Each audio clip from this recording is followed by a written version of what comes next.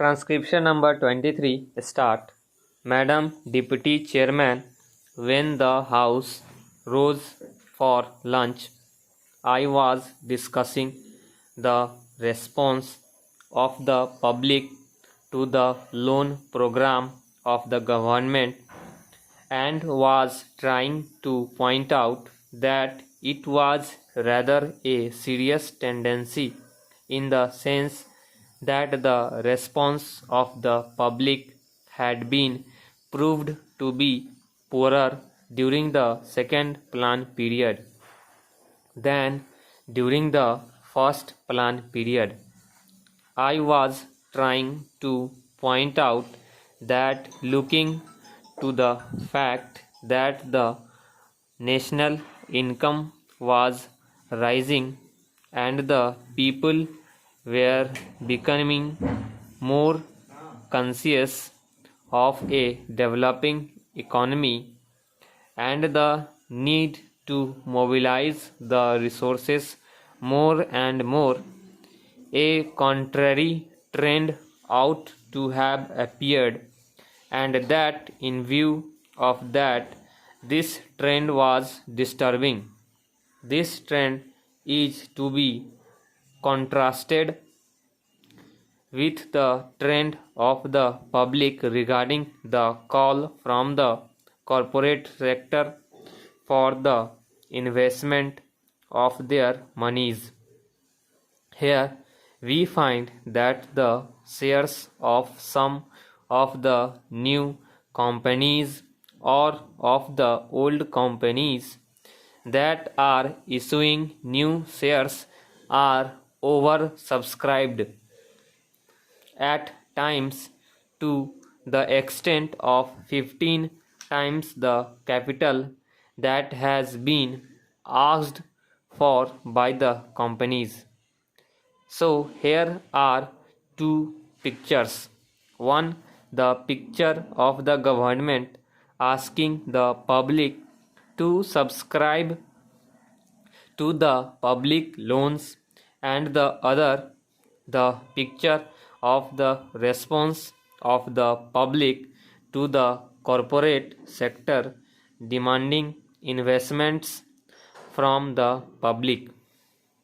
While on the one hand there is an enthusiastic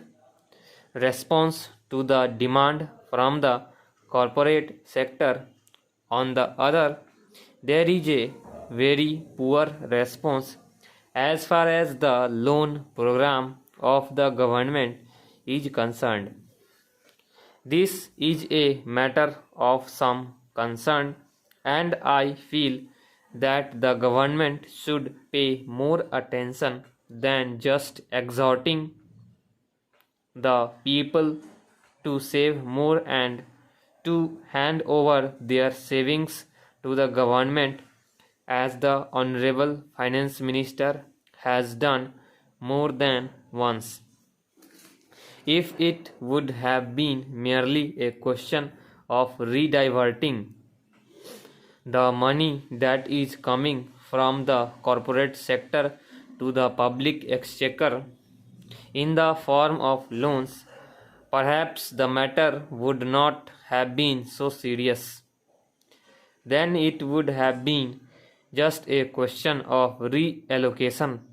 of the functions between the public sector and the private sector. But I feel that there is a large amount of money which is just changing to some lucrative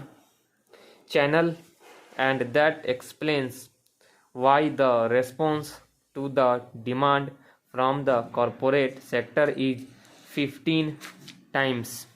This shows that 14 times that particular capital is not required by that company, and if there had been some adequate step or measure whereby originally that money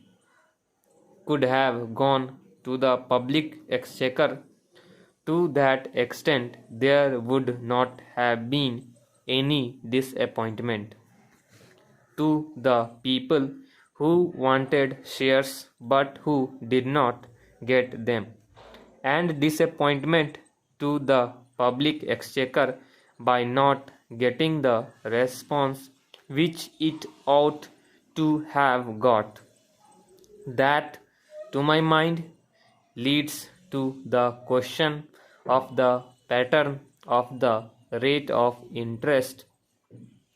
in a developing economy, and especially in view of the fact that a large number of companies are being floated today which have got an element of growth in them, thereby attracting so much capital towards them. The government of India will have to take into consideration the question of the rate pattern of interest on their loans and to see whether something could not be done whereby the public will be attracted to a large extent towards their loan program than hitherto.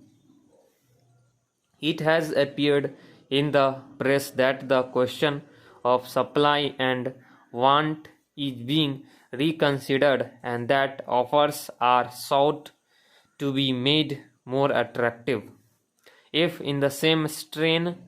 the entire question of the loan program is also considered, it may be possible that these loans also might be made more attractive and thereby more capital, which is today just changing the channels of profitable employment, might be diverted to the public exchequer in the form of public loans. Then there is the question of the state governments performing their part which has been assigned to them during the third plan period. In this connection, I would like to draw the attention of the Honorable House to a very important recommendation which has been made by the Third Finance Commission, namely the appointment of a high power commission to go into the entire question of the allocation of financial resources between the central government and the state governments. They have argued the whole case in a nearly 1.5 pages in order to show why it has now become necessary that a high power commission should be appointed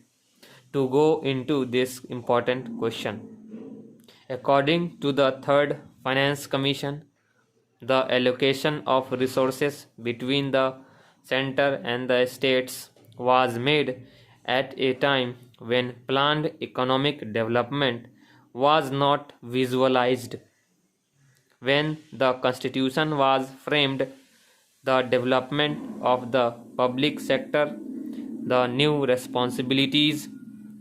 which the states were going to assume, and a plan era were not properly visualized, and it was under these conditions that these allocations